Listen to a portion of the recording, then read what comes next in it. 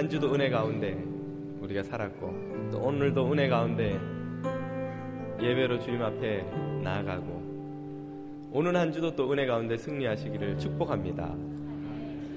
앞뒤 좌우에 있는 분들에게 이런 교제 인사를 좀 부탁합니다. 새해 복 많이 받으시고 오늘도 제 옆에 앉아주셔서 정말 감사합니다. 이렇게 인사를 나누는 시간을 잠시 가지겠습니다.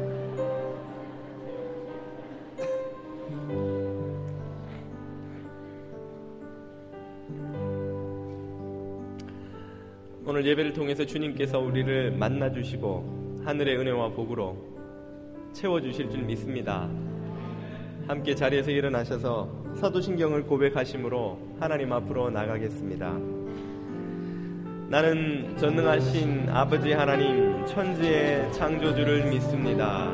나는 그의 유일하신 아들 우리 주 예수 그리스도를 믿습니다. 그는 성령으로 잉태되어 동정녀 마리아에게서 나시고 본디오 빌라도에게 고난을 받아 십자가에 못 박혀 죽으시고 장사한 지 사흘 만에 죽은 자 가운데서 다시 살아나셨으며 하늘에 오르시어 전능하신 아버지 하나님 우편에 앉아 계시다가 거기로부터 살아있는 자와 죽은 자를 심판하러 오십니다. 나는 성령을 믿으며 거룩한 공교회와 성도의 교제와 죄를 용서받는 것과 몸의 부활과 영생을 믿습니다. 아멘.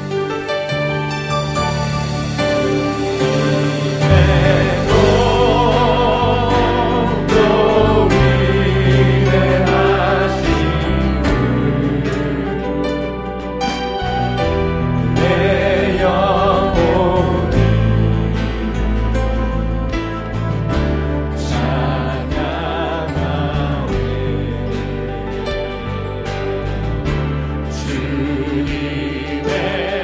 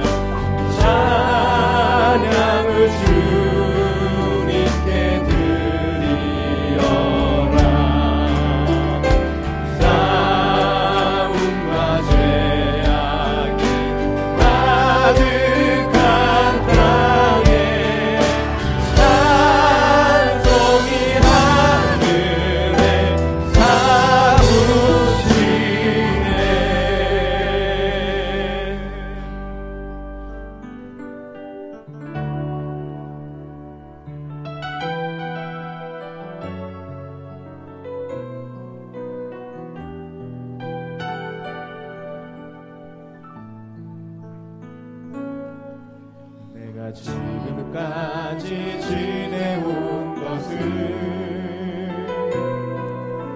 주의 은혜라 주의 은혜라 지금까지 지내온 것은 내가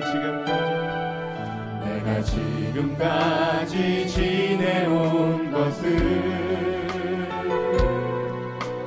주의 은혜라 주의 은혜라 지금까지 지내온 것은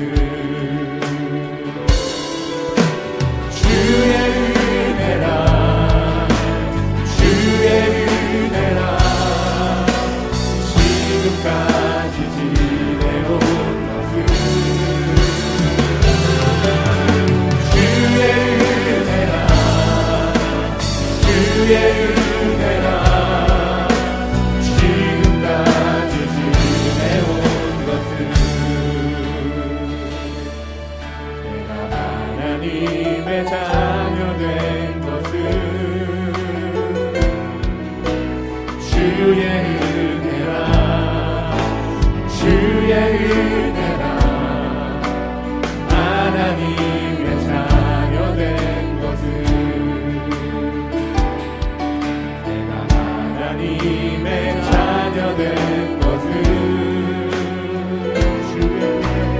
주의 은혜라 주의 은혜라 하나님의 자녀 된 것은 주의 은혜라 주의 은혜라 하나님의 자녀 된 것은 주의 은혜라 주의 은혜라 하나님의 자녀 된 것은 내가 이 자리에 서 있는 것은 주의 은혜라 주의 은혜라 이 자리에 서 있는 것은 내가 이 자리에 서 있는 것은 내가 이 자리에 서 있는 것은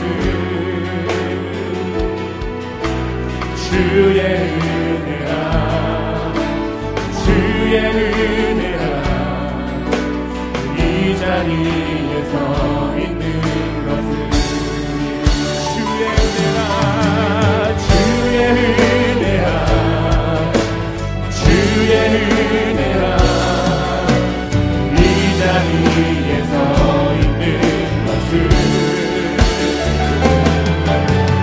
주의 은혜라 주의 은혜라 이 자리에 서 있는 것은 주의 은혜라 주의 은혜라 주의 은혜라 지금까지 지내온 것은 주의 은혜 주의 은혜라 주의 은혜라 지금까지 지내온 것은 하나님의 자녀 된 것은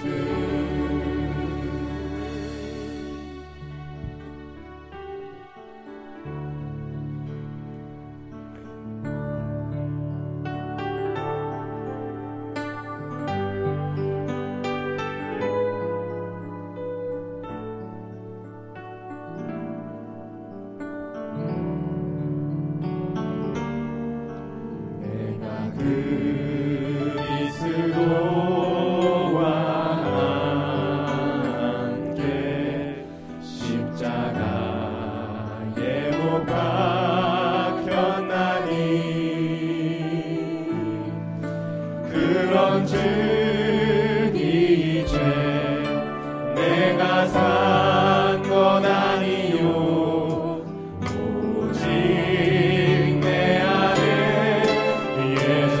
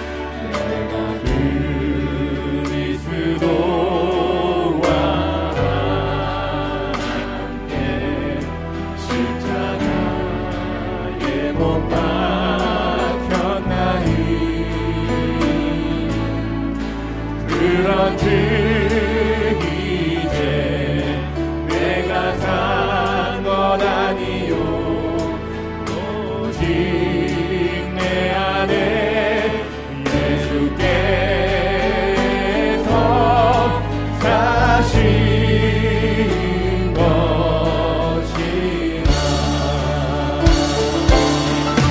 이제 내가 육체 가운데 사는 것을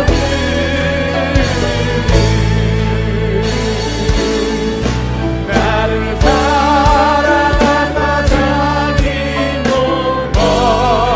버리신 예수 위에 산 것이라.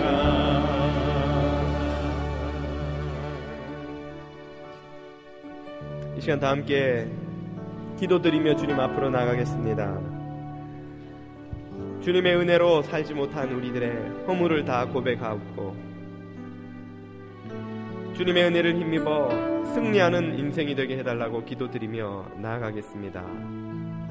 우리의 마음의 간절한 소원과 간구의 제목을 주님 앞에 아뢰며 주님의 응답하심을 구하는 기도의 시간을 가지겠습니다. 주님의 긍휼과 풍성한 은혜를 의지하며 주님 앞으로 나아가겠습니다.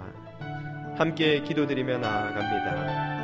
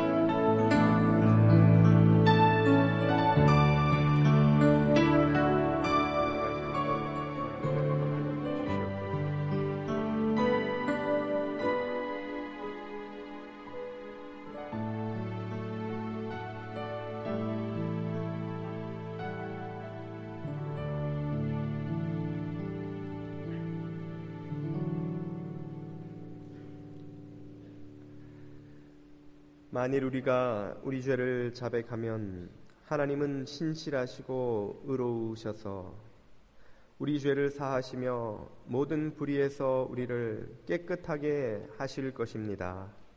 아멘. 사랑과 은혜의 아버지 하나님, 말로 다 할 수 없는 감사와 찬양을 주님 앞에 올려드립니다. 나의 나된 것이 주님의 은혜이며 우리가 이 자리에 고개 숙인 것이 주님의 풍성한 긍휼 때문임을 고백합니다. 자격 없는 우리를 사랑하여 주셔서 아들 예수 그리스도를 보내어 주신 것을 감사드립니다. 우리가 도저히 감당할 수 없는 죄를 씻어 주신 것을 감사드립니다. 우리의 것이 아닌 예수님의 의를 우리 위에 덧입혀 주시는 것을 인하여 감사를 드립니다. 주님의 이 크고 놀라운 은혜에 합당하게 살지 못함을 이 시간 고백하오니 주님 우리들을 긍휼히 여겨 주시옵소서. 지난 한 주간도 은혜를 의지하여 살지 않고 나의 힘과 의지와 욕심을 쫓아 살았음을 고백합니다. 구원하신 주님의 그 부르심에 합당하게 살지 못하고 거짓과 탐욕과 음욕과 허영 가운데 살았음을 고백합니다. 십자가의 크고 놀라우신 은혜를 잊고 살았음을 고백합니다. 주님 우리들의 죄를 용서하여 주시옵소서. 말로 다 고백하지 못한 숨겨진 죄까지 낱낱이 성령님께서 드러내어 주시고 주님 앞에 내려놓을 때에 십자가의 공로로 덮어 주시옵소서. 십자가의 거룩하신 보혈로 덮어 주시옵소서. 은혜의 주님, 이 시간 간구를 드립니다. 따뜻한 일기를 주셔서 겨울 나기가 힘들지 않게 해주심을 감사드립니다. 어려운 이웃들에게 춥지 않은 겨울 되게 하여 주시옵소서. 또한 비즈니스하는 교우들을 기억하여 주시고 또 이 일기로 인하여 어려움 겪는 이들에게도 주님 위로와 힘을 더하여 주시옵소서. 주님의 손과 발이 되어 우리에게 이웃에게 나아갈 수 있는 힘 더하여 주시옵소서. 우리의 조국 땅을 위해 기도하오니 북한 땅의 안정을 주시옵소서. 한반도의 평화를 주시옵소서. 하루속히 평화로운 통일이 오게 하여 주시옵소서. 고통받는 북한 동포들에게 자유와 복음과 먹을 것을 주시옵소서. 우리 사랑하는 교우들의 가정을 기억하여 주시고 이 겨울이 주님의 은혜로 더욱 따뜻해지는 복된 겨울 되게 하여 주시옵소서. 우리들의 자녀들을 주님 앞에 맡겨드리오니 주님 믿음 안에서 자라는 자녀들 되게 하여 주시옵소서. 우리 교육부를 축복해 주시어서 다음 세대의 신앙의 일꾼들을 길러내고 하나님 나라를 건설해가는 교회의 일꾼들을 배출하는 교육부 되게 하여 주시옵소서. 오늘 있는 교육부 모임에 축복하여 주시어서 풍성한 은혜와 열매가 넘치게 하시고 자녀들을 거룩한 세대로 양육해내는 막중한 사명 감당케 하여 주시옵소서. 2012년에 여러 교회의 조직들을 세워주시었는데 각 선교회마다 주님 함께하여 주시어서 모든 회원들이 단합하며 헌신하며 뜨겁게 서로 사랑하며 하나님 나라를 세워가는 은혜가 있게 하여 주시옵소서. 예배를 사모합니다. 주님 얼굴 배웁게 하시고 그 은혜로운 음성을 듣게 하시고 주님의 아름다우신 이름 높여드리며 나아갈 때에 주님 기쁨으로 받으시는 예배 되게 하여 주시옵소서. 예수님 이름으로 기도드립니다. 아멘.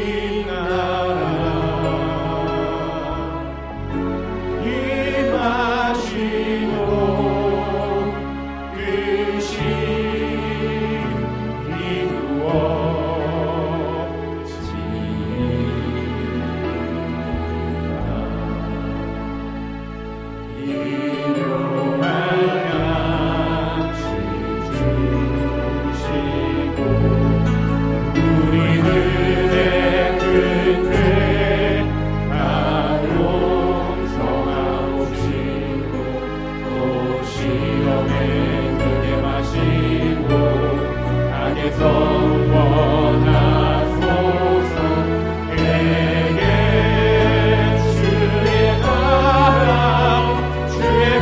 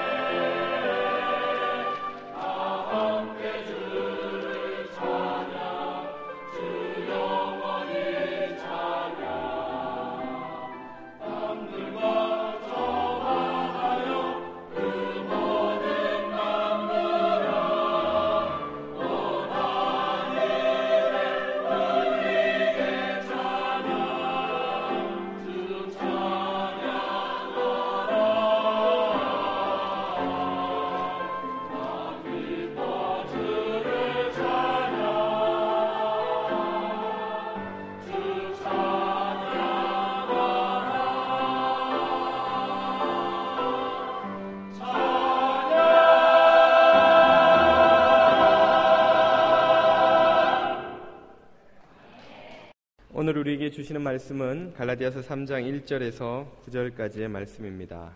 제 목소리가 잘 들리세요? 예, 모니터가 잘 안 나오는 것 같네요. 그러면 제 귀에 잘 안 들리는 걸 보니까 갈라디아서 3장 1절에서 9절까지의 말씀을 자매님과 형제님들이 한 절씩 번갈아 읽겠습니다. 자매님부터 시작. 어리석도다 갈라디아 사람들아, 예수 그리스도께서 십자가에 못 박힌 것이 너희 눈앞에 밝히 보이거늘 누가 너희를 꾀다냐.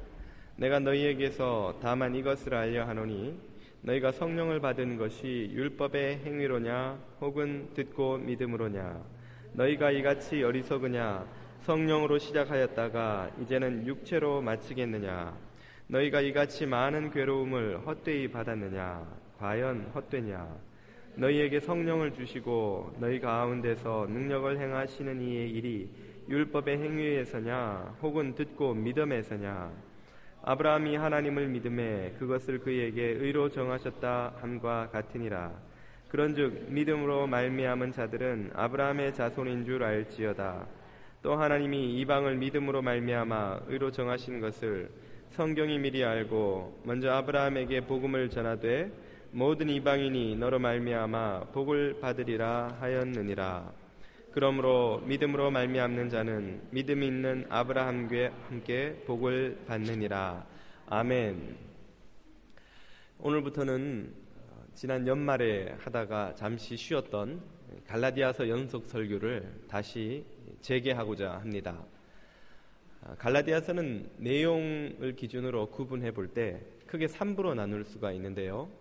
1부는 율법주의란 무엇인가 하는 것이고, 2부는 그러면 복음은 무엇인가, 그리고 마지막 3부는 그리스도인의 윤리는 어떤 것인가 하는 것입니다. 이 중에서 1부를 지난 연말에, 벌써 작년 연말이 됐군요. 작년 연말에 3주에 걸쳐서 설교했었지요. 첫째 주에는 왜 사람들이 율법주의에 그렇게 쉽게 넘어가는가 하는 문제를 다루었는데요. 그 답은 율법주의가 우리들의 본성과 정확히 일치하는 본성에서 나온 사상이기 때문에 그런 것이었습니다. 거기에 비해 복음은 하나님께로부터 받은 계시이고 우리의 본성과 서로 배치되는 것이기에 그것을 이해하는 것이 어려운 것이지요. 두 번째 주에는 율법주의와 복음의 전쟁의 역사를 잠시 다루어 보았습니다.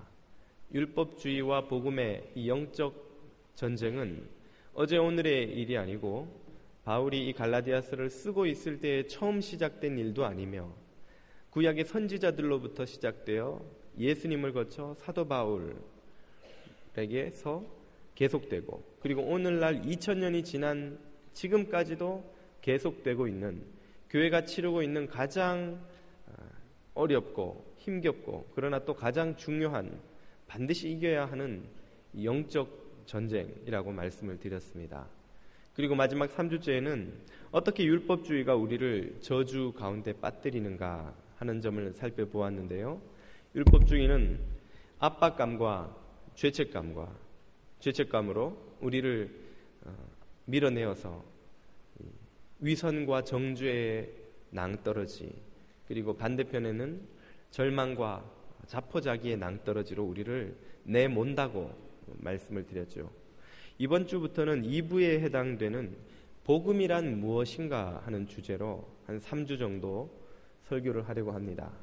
먼저 오늘 우리가 살펴볼 것은 복음이 무엇이며 그 복음에 대한 이 오해들이 어떤 것이 있는가 하는 점을 살펴보고자 합니다. 로마서에 의하면 복음은 모든 믿는 사람을 구원하시는 하나님의 능력이 되고 지혜가 된다 하는 선포를 하시지요. 이 복음에 대해서 오늘 본문 16절, 오늘 읽은 본문의 앞문맥, 전문맥이지요. 16절은 이렇게 말합니다. 그러나 사람이 율법을 행하는 행위로 의롭게 되는 것이 아니라 예수 그리스도를 믿는 믿음으로 의롭게 되는 것임을 알고 우리도 그리스도 예수를 믿은 것입니다.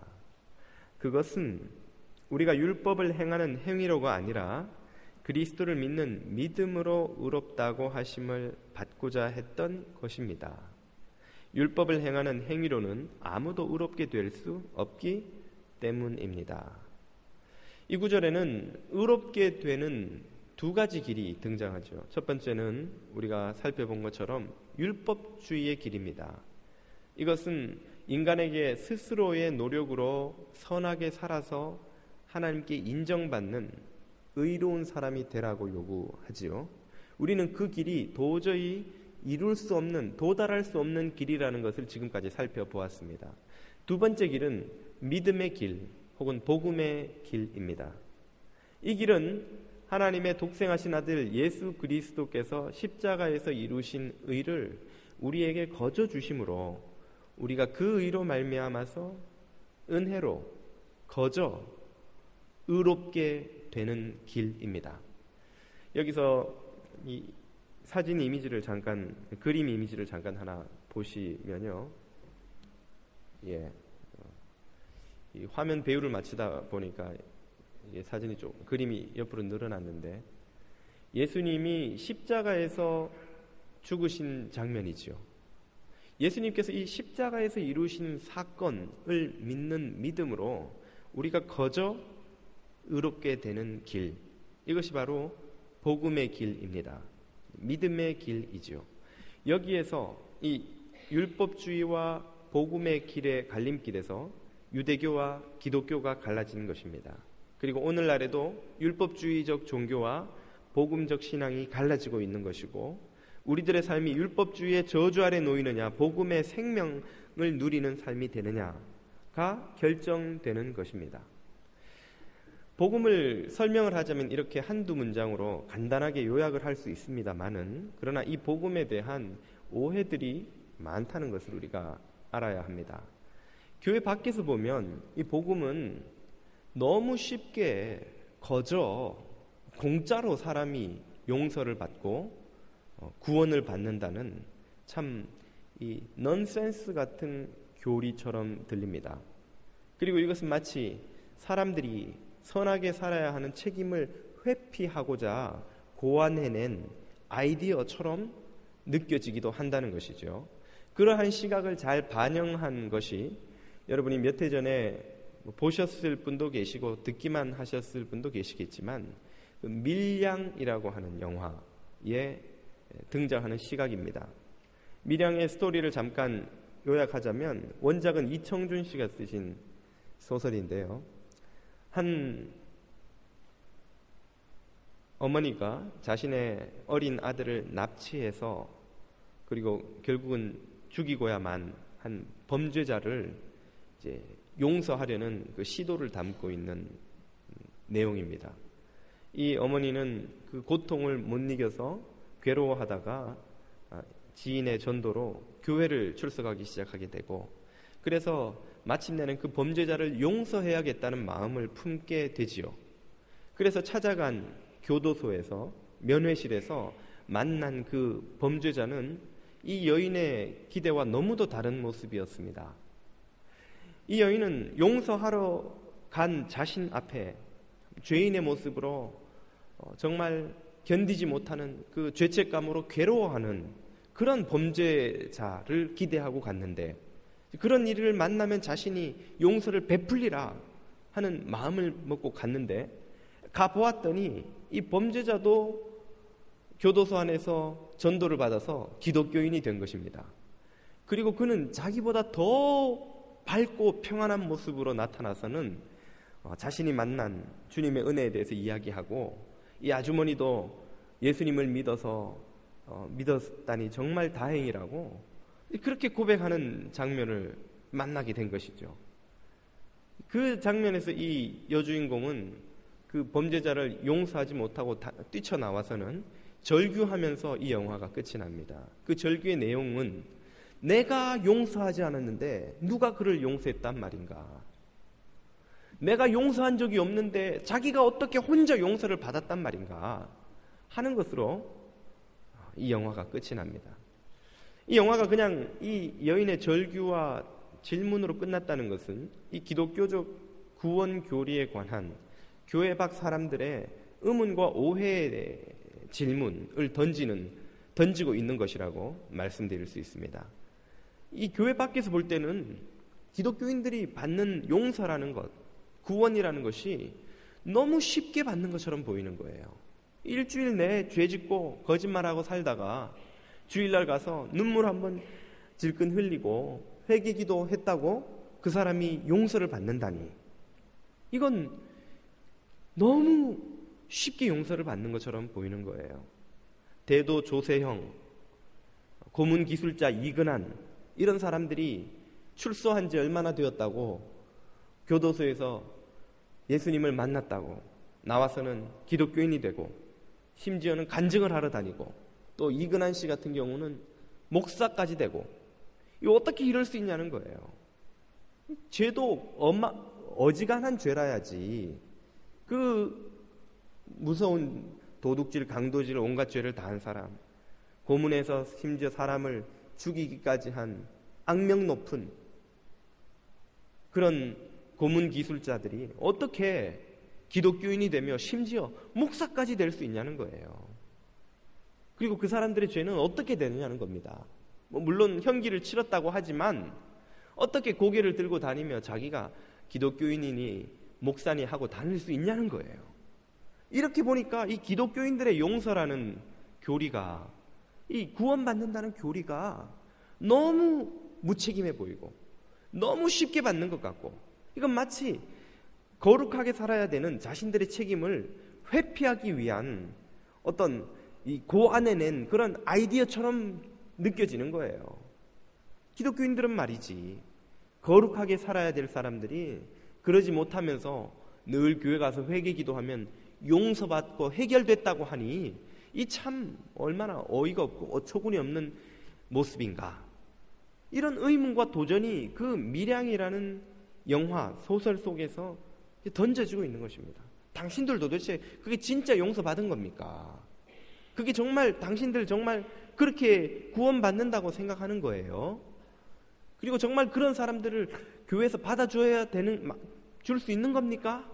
그런 사람들을 신학교에서 받아줘서 목사 안수 줄 수 있는 건가요? 이런 도전들이 그 여주인공, 전도연 씨죠. 그 여주인공의 연기에서 이제 던져지는 것이죠.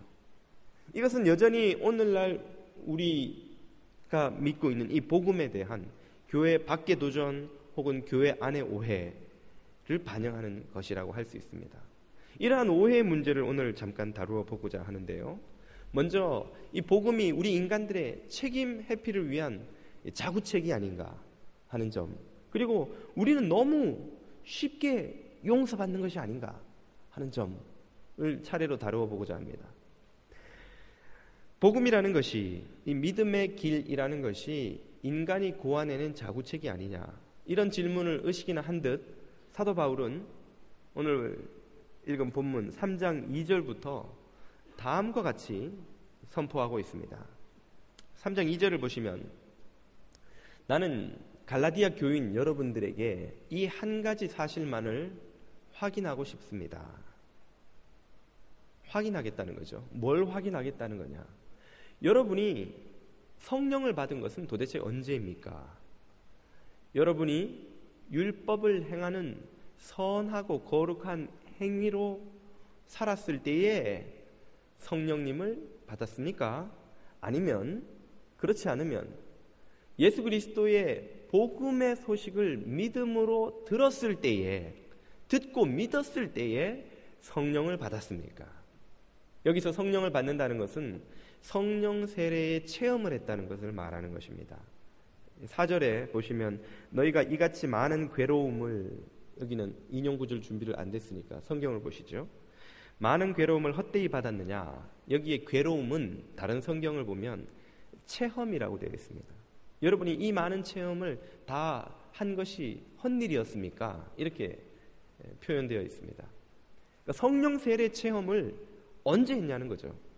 성령 세례란 하나님이 당신의 영을 믿는 자들에게 부어주셔서 그들이 하나님의 자녀 되었다는 것을 드러내는 증표 중에 하나인데, 쉽게 말하면 여러분이 언제 자녀가 되었냐 이 말입니다. 선하게 살았을 때입니까? 믿었을 때입니까? 답은 믿었을 때가 아닙니까? 이 말이죠. 여러분이 믿었을 때에 테레사 수녀나 간디나 성 프란체스코처럼 거룩하고 성결하고 완벽한 도덕적 삶을 살았던 사람이 여러분 중에 누가 있습니까? 오히려 가깝다면 범죄자에 더 가까운 삶을 살았던 사람들도 여러분 중에 적지 않았을 텐데, 그런 여러분이 한결같이 성령 세례를 경험한 그때에 여러분이 믿음으로 그렇게 된 것입니까? 거룩하게 살아서 그렇게 된 것입니까? 거룩하게 산 것이 아니지 않습니까? 여러분은 거룩하게 살 수 없었고 살지도 못했지 않습니까? 그런데도 믿는 자들에게 하나님이 성령을 주셔서 구원에 이르게 하셨다면, 믿음으로 구원 얻는 이 길은 누가 고안한 길이라는 뜻입니까? 하나님께서 고안하신, 계획하신, 디자인하신 길이라는 뜻입니다. 믿음의 길이야말로 하나님의 플랜입니다. 계획입니다. 구원 섭리입니다. 라고 선포하는 것이죠. 이것은 실제로 성령 세례를 체험했던 갈라디아 교인들에게는 대단히 설득력 있는 주장이었습니다. 사도 바울의 말 그대로 그들은 믿을 때에 성령이 임하는 것을 경험했기 때문이지요. 그러나 이것은 유대인들에게는 그리 설득력이 없는, 한계가 있는 주장이 될 수밖에 없는데요. 그것은 유대인들이 기독교인들의 성령 세례를 자신들의 종교적 자아도취 체험으로 폄하해버리면, 그냥 평가절하해버리면 그만이니까 그런 것이죠. 그래서 이 유대인들을 의식이나 한 듯 사도 바울은 이어서 유대인들이 절대로 부인 못할 증거를 또 들이댑니다. 그것이 바로 유대인들이 존경해 마지 않는, 숭배해 마지 않는 그들의 조상 아브라함의 예입니다. 본문 3장 6절 7절을 한번 보십시오. 계속해서 말하기를, 그것은 아브라함이 하나님을 믿으니 하나님께서 그것을 의로운 일로 여겨주셨다는 것과 똑같은 원리입니다. 이 말이에요. 여러분에게 적용된 그 원리가 이미 2000년 전, 바울의 기준으로 보면 2000년 전, 우리 기준으로 보면 4000년 전이죠. 그때의 아브라함 때도 똑같이 적용이 되었습니다. 그러므로 믿음에서 난 사람들, 바로 여러분 성도들이야말로 아브라함의 참 자손이라는 것을 여러분은 아십시오. 아브라함도 이 원리를 통해서 구원받았고 여러분도 이 원리를 통해서 의롭게 되고 있는데, 그것은 바로 아브라함이 믿을 때에 하나님이 그를 의롭게 여겼다는 것이지, 그가 의롭고 거룩하게 살 때에 의롭게 여기지 않았다는 그것입니다. 이 메시지죠. 실제로 창세기 15장 6절을 보면 바울이 인용한 그 구절이 이렇게 나옵니다. 아브라함이 주님을 믿으니 주님께서는 아브라함의 그런 믿음을 의로 여기셨다. 이 하나님의 은혜의 약속을 들었을 때 아브라함의 삶이 어떠했느냐? 아내를 2번이나 자기 생명을 건지겠다고 팔아먹는 파렴치한 그대로였습니다. 하나님의 약속을 신뢰하지 못하고 흉년에 살겠다고 혼자 이집트로 내려갔던 바로 그 아브라함의 모습일 때였습니다. 아브라함의 믿음이 신실한 것으로 인정받은 때는 언제입니까? 창세기를 보면 22장에 가서입니다. 아브라함이 신실함을 증명해 보이기도 전에 하나님은 그의 믿음만 보고 그를 의롭다고 하셨습니다. 그리고 그가 믿기 전에 먼저 하나님이 그를 택하셔서 창세기 12장에서 그를 불러내셨습니다. 아브라함의 성실하고 신실한 삶이 그를 의롭게 만든 것이 아니라는 뜻이죠. 하나님이 그의 믿음을 보고 의롭다고 선포해버리신 것입니다. 그리고 좀 더 정확히 말하면 그가 믿기도 전에 하나님이 이미 찍어버리신 거예요. 너는 구원받게 하겠다. 내가 너를 택했다. 왜 택합니까 아브라함을? 내 마음이다. 나는 그 사람이 좋다. 나는 아브라함이 좋다. 그냥 내가 부를란다. 내가 구원할란다. 그러므로 믿음이란 무엇입니까? 하나님의 이 부르심을 받는 거예요. 예수님이 십자가에서 이루신 일을 그냥 받는 겁니다. 사장님이 김대리를 불러서 이보게 김군, 다음 달부터 자네를 내 김과장으로 임명하겠네. 그때 무슨 소리입니까, 사장님? 저는 아직 준비가 안 됐습니다. 제가 더 열심히 해서 과장 될 만큼 준비되면 그때 사장님께 보고 드릴 테니 그때 임명해 주십시오. 하늘에 계시니가 웃으시며, 시편 말씀에 네가 언제 제대로 해서 과장 될 만큼 하겠느냐? 내가 너를 과장 만들어서 과장 할 만큼 훈련시켜 쓰겠다. 예, 사장님, 저는 부족하지만 사장님이 저를 임명하시니 열심히 해보겠습니다. 지도해 주십시오. 도와주십시오. 고맙네, 김군네. 마음에 드네. 내 자네를 그래 귀하게 쓰고 싶네. 우리 회사를 위해서. 이게 믿음입니다. 주님, 저는 자격이 없지만 십자가에서 이루신 의를 주시겠다니 거저 받겠습니다. 이게 믿음입니다. 아이고, 주님, 무슨 말씀이세요? 저도 주님 앞에 당당하게 서고 싶습니다. 그거 안 주셔도 되니까 제가 거룩하게 살아서 주님 앞에 의롭다고 평가받을 만큼 제대로 살 테니 좀 기다려 주십시오. 하늘에 계시니가 웃으심이요. 네가 무슨 재주로, 무슨 힘으로, 무슨 능력으로 어떻게 의롭게 살겠느냐? 불가능한 이야기를 하고 있는 것이죠. 하나님은 애초부터 인간들이 율법주의에 빠지기 전부터, 율법주의와 복음의 논쟁이 시작되기 전부터 4,000년 전에, 아니 창세전부터 하나님은 사람들의 영혼을 이 믿음을 근거로, 하나님이 주시는 은혜를 그저 받아들이기만 하는 겸손한 믿음을 근거로 구원하시기로 작정을 하신 것입니다. 그것을 오늘 본문 3장 8절과 9절은 이렇게 말하고 있죠. 또 하나님께서 이방 사람을 믿음에 근거하여 의롭다고 여겨주신다는 것을 성경은 미리 알고서, 그러므로 이것은, 이 아이디어는, 이 믿음의 길은 사도 바울의 아이디어가 아닌 것입니다. 예수님이 어떻게 이 인간들을 구원할까? 믿음의 길이 제일 좋겠구나. 믿음의 길로 하자. 그렇게 결정하신 것이 아닙니다. 선지자들이 모여가지고 회의를 해보고 무슨 길이 제일 좋겠어? 믿음의 길이 최고인 것 같은데. 그렇게 결정된 것이 아니라는 거예요. 인간들의 생각이나 아이디어나 지혜에서 나온 것이 아니라 하나님의 지혜에서 나온 것입니다. 하나님의 의지로 결정하신 것이고 하나님의 구원 섭리로 만들어 두신 길입니다. 그러므로 성경은 미리 알고서 아브라함에게 모든 민족이 너로 말미암아 복을 받을 것이다 하는 창세기 1, 2, 3절에 12장 1, 2, 3절의 그 유명한 말씀의 의미가 바로 이것입니다. 모든 민족이 아브라함으로 인해 구원을 얻는다. 아브라함 네가 의롭게 된 것처럼 모든 민족도 다 믿음으로 의롭게 될 것이다. 똑같은 원리가 모든 민족에게 적용될 것이다. 그 말입니다.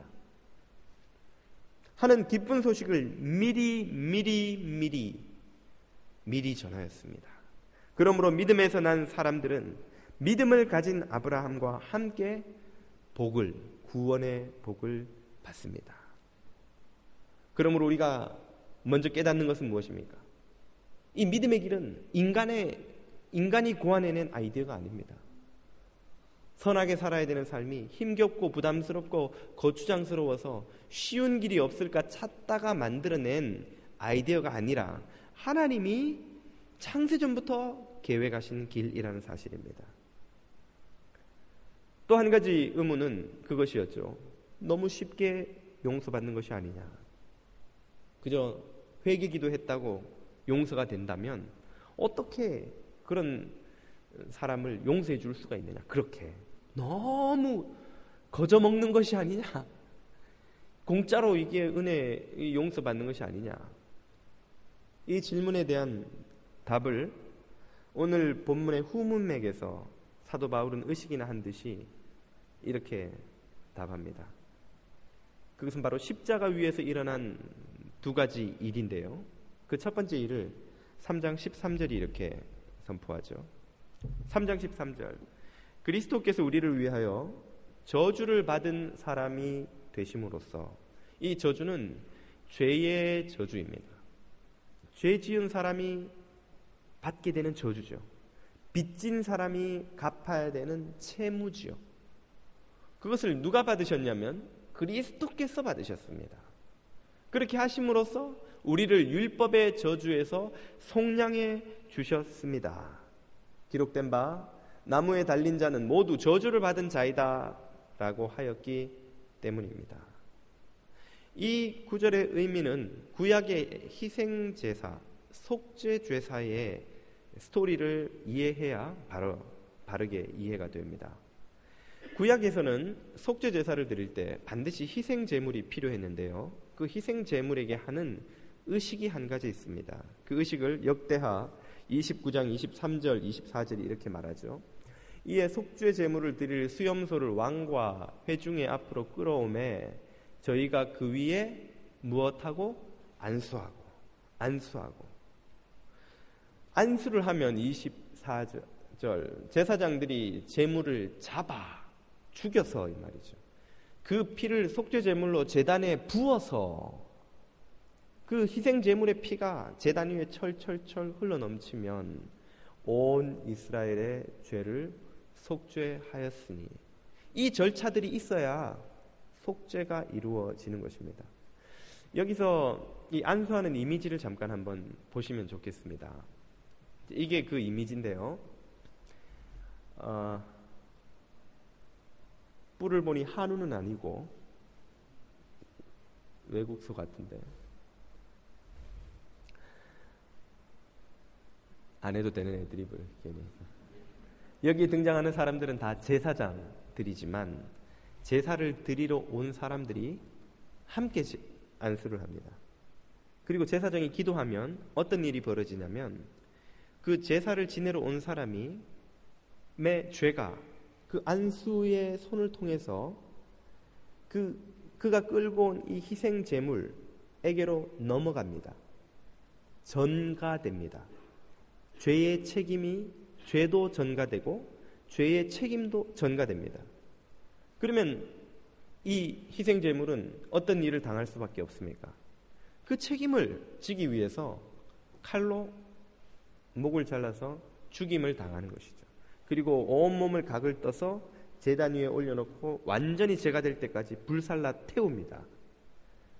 그 희생제물이 그렇게 완전히 타고 제사가 끝나면 이 제사를 지내러 온 사람은 무거운 죄의 책임감, 죄책감을 그 희생제물에게 다 넘겨줘 버리고 양심의 평안을 얻고 자유롭게 돌아가게 되는 것이죠. 바로 이런 일이 속죄제사를 드릴 때마다 일어나는 일입니다. 그렇기 때문에 예수님은 복음서를 보면 병자들의 병을 고치거나 죄를 사하여 주시면서 늘 반복되는 패턴으로 하시는 말씀이 있습니다. 소자야, 네 죄가 사함 받았으니 평안히 가라. 그때마다 주님은 그 사람들의 죄를 용서해 주실 때마다, 그들의 병을 치유해 주실 때마다 주님은 이 속죄제사에서 일어나고 있는 일을 재현하고 있는 것입니다. 지금 너의 죄가 다 전가되었다. 누구에게로? 나에게로. 그러니 너는 이제 평안히 가라. 소자야, 네 죄가 사함 받았으니 평안히 가라. 그러면 그 죄는 어떻게 됩니까? 내가 다 넘겨받았다.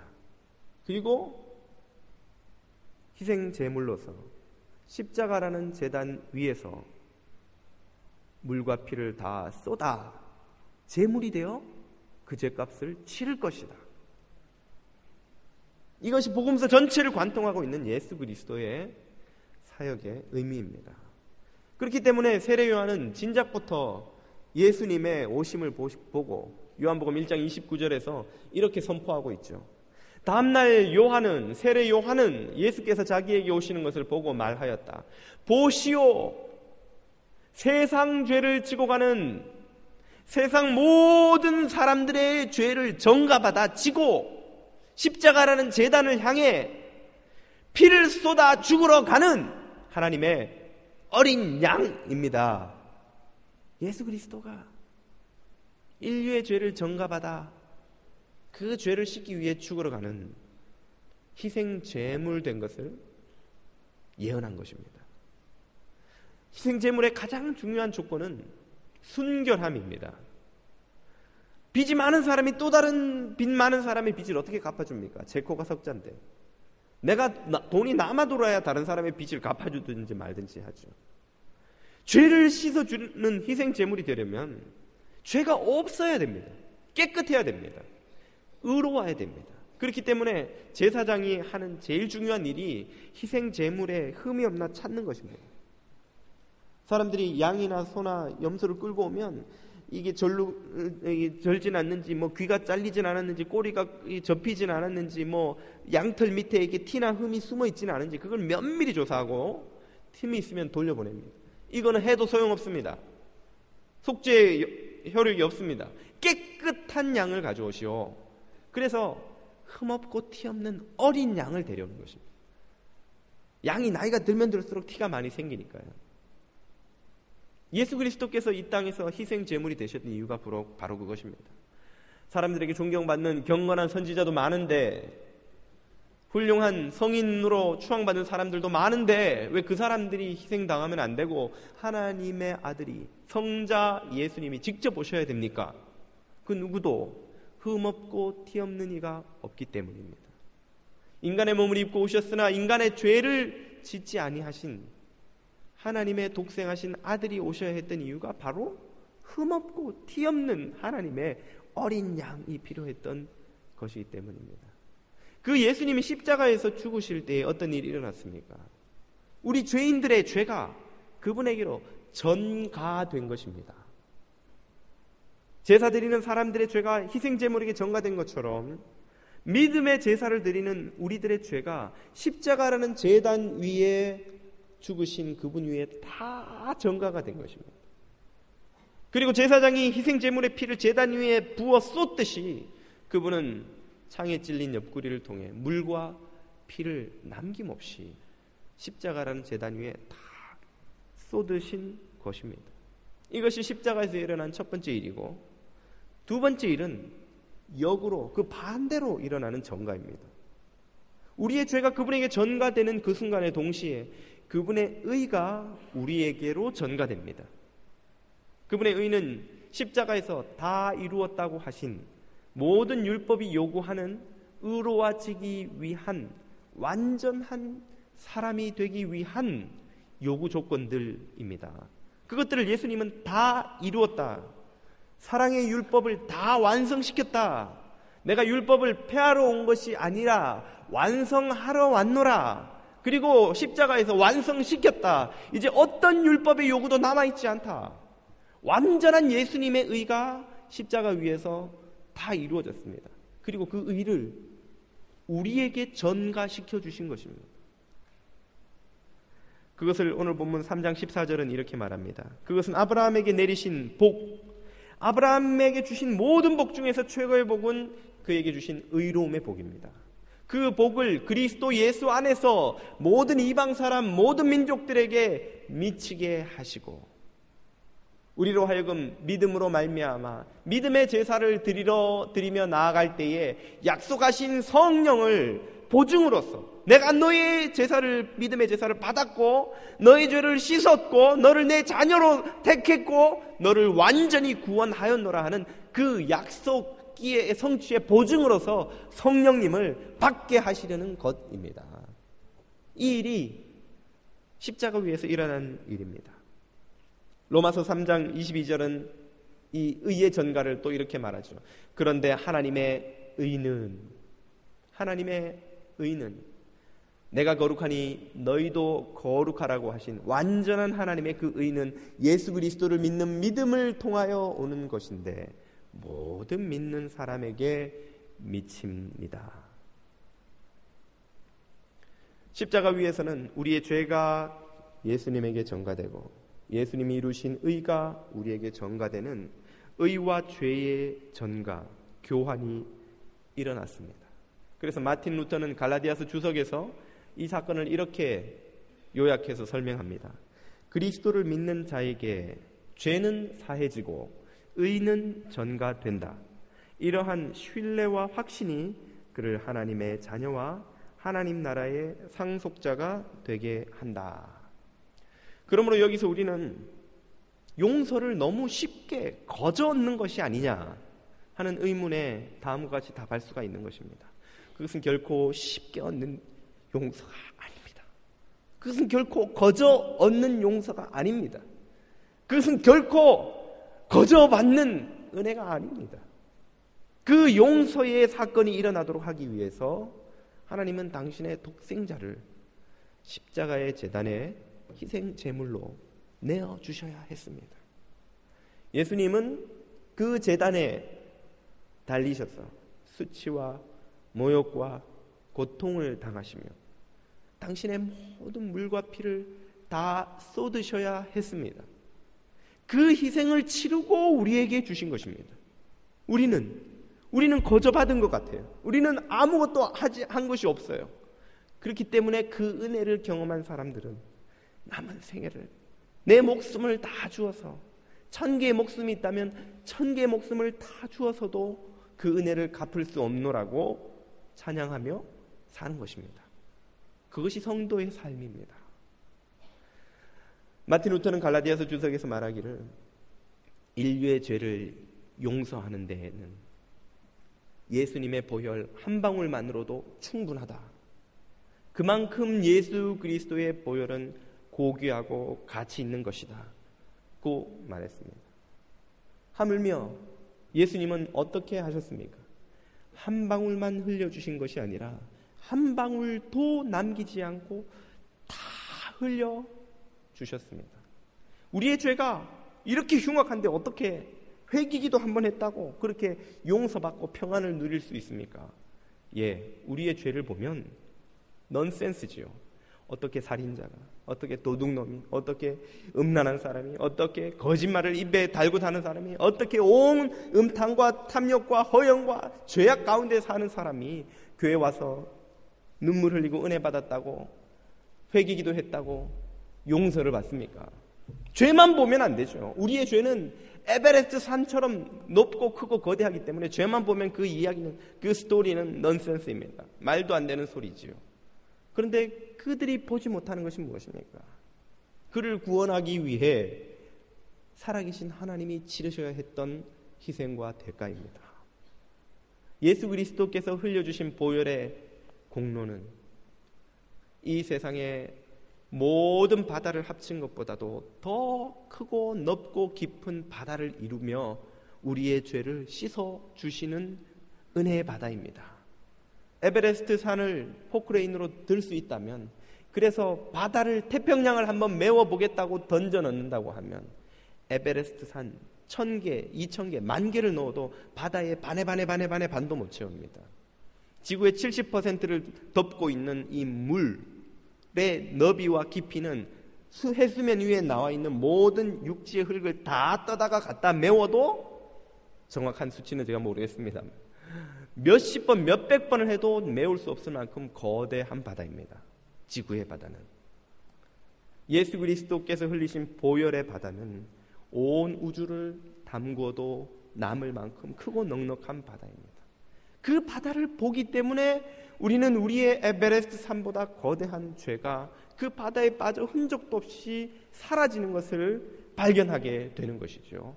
동에서 서가 먼 것처럼 너희 죄를 옮기시고 깊은 바다에 빠뜨려서 다시 찾지 못할 것처럼 죄를 멀리 하겠다고 하신 주님의 그 약속을 십자가 위에서 성취되는 것을 우리는 보는 것입니다.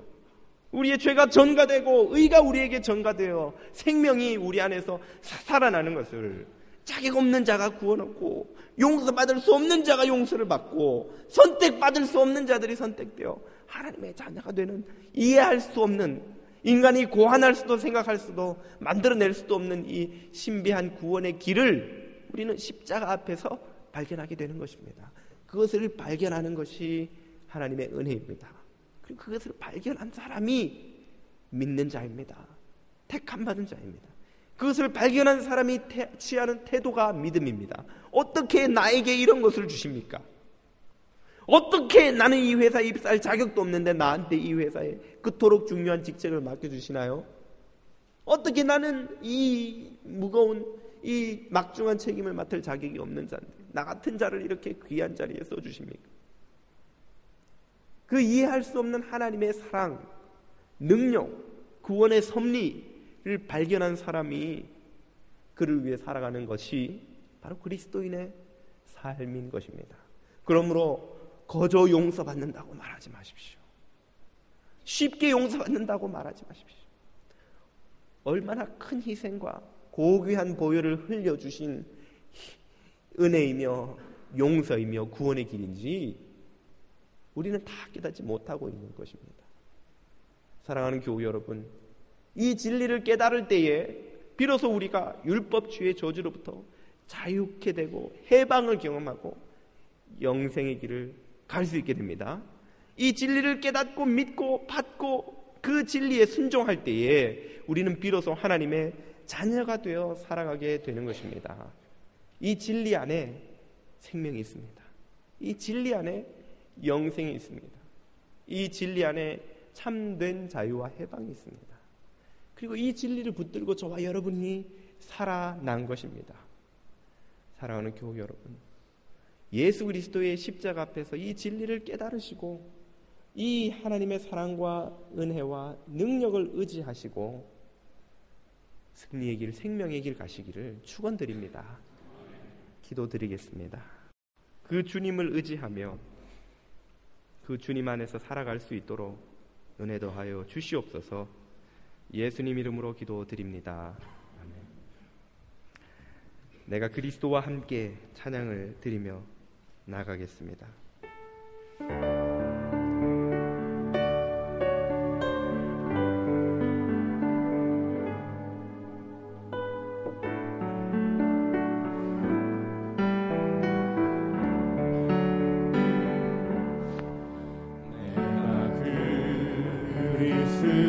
그리스도와 함께 십자가에 못 박혔나니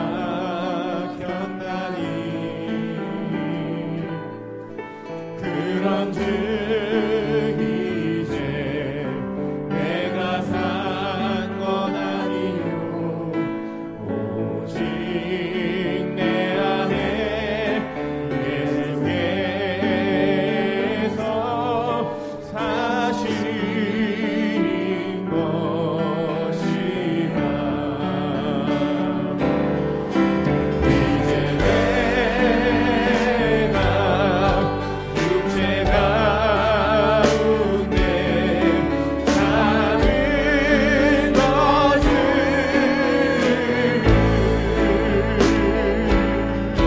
나를 사랑하사 자기 몸 버리신 예수 위에 산 것이라. 내가 그리스도와 함께 십자가에 못 박혔나니 그런즉 이제 내가 산 건 아니요 오직 내 안에 예수께서 사신 것이라. 이제 내가 육체 가운데 사는 것을 나를 사랑하사 자기 몸 버리신 예수 위에 산 것이라.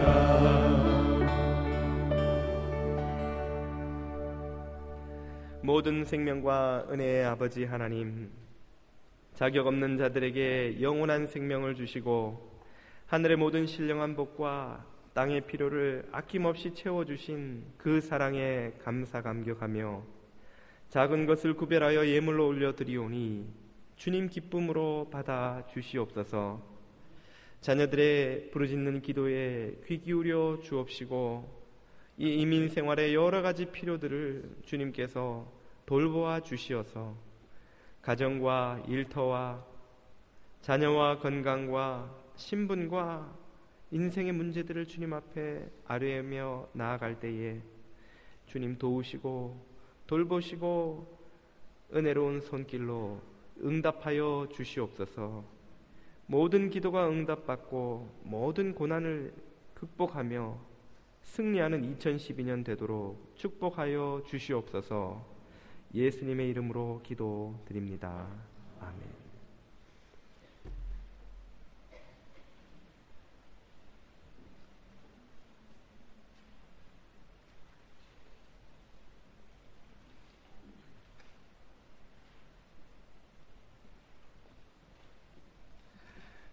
교회 소식을 전하겠습니다. 주보의 소식란을 참고해 주시기 바랍니다. 오늘 저희 교회를 방문해 주신 새가족 여러분들을 진심으로 환영합니다. 여러분 앞에 있는 카드를 언제든지 작성하셔서 등록을 신청하실 수 있겠습니다.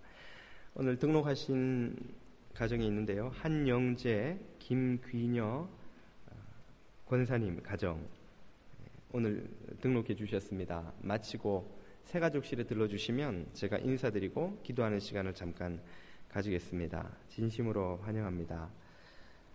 오는 화요일 10일 저녁 8시에 팔팍 예배당 친교실에서 전체 구역 일꾼 모임이 있겠습니다. 일꾼 여러분 8시까지입니다. 꼭 참여해 주시고요. 다음 주일에는 1월 구역 모임이 구역별로 있겠습니다.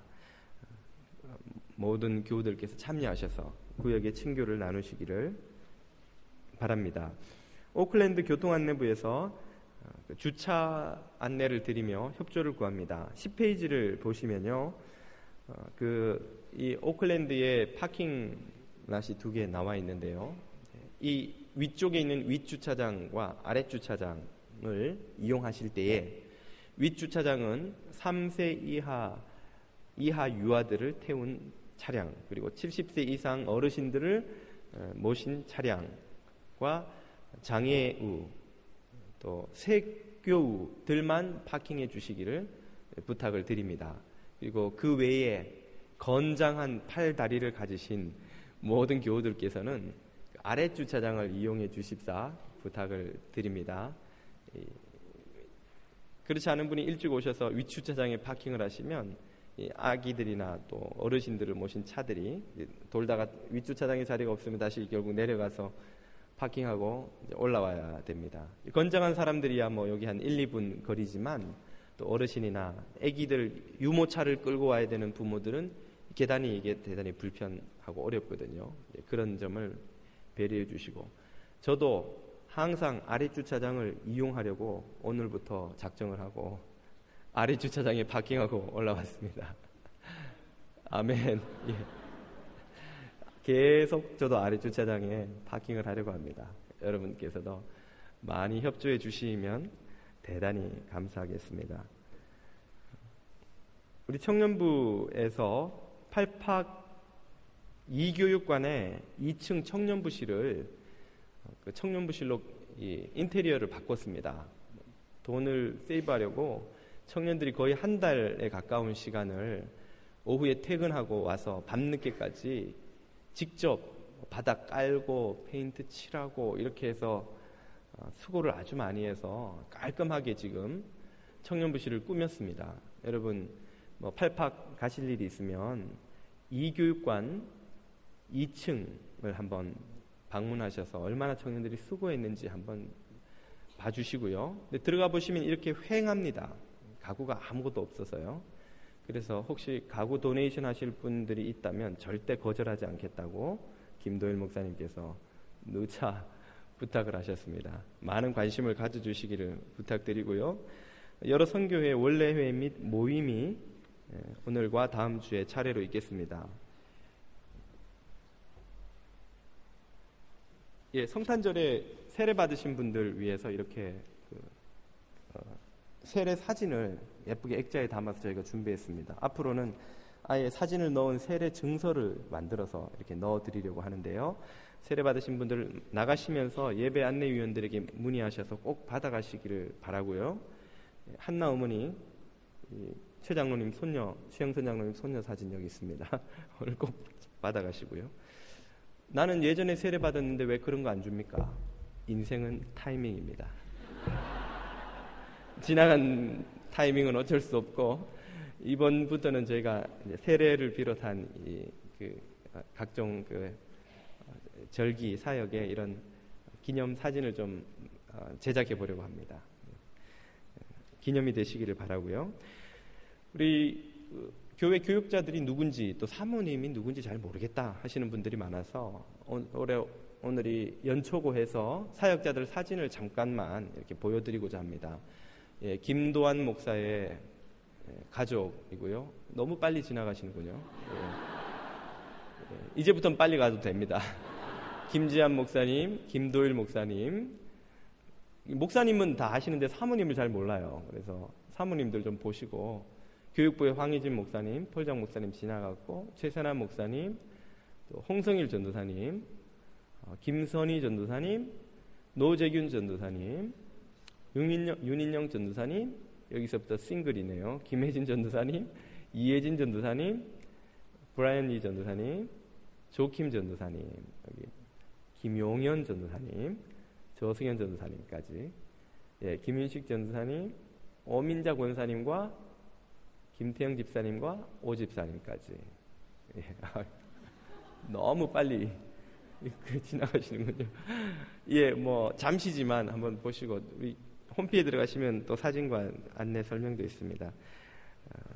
새해에도 교육자들 열심히 잘 섬길 수 있도록 기도해 주시기를 부탁드립니다. 다 함께 마지막 찬양 일어나서 드리시면서 예배를 마치겠습니다.